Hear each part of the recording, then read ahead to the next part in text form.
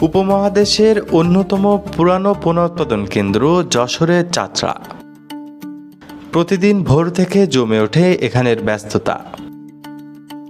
হাজারো মানুষের কর্মব্যস্ত পদচারণায় মুখরিত এ অঞ্চল।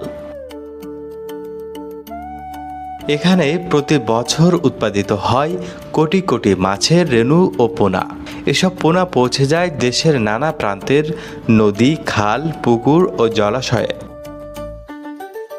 চাচড়ার হ্যাচারিগুলো শুধু পোনা নয়, সৃষ্টি করেছে হাজারো কর্মসংস্থানের সুযোগ। প্রতি বছর এখান থেকে প্রায় ৩০০ কোটি টাকার বেশি পোনা বিক্রি হয়। এর বড় একটি অংশ যায় খুলনা, সিলেট, বরিশাল, এমনকি ভারতের সীমান্তবর্তী কিছু এলাকায়।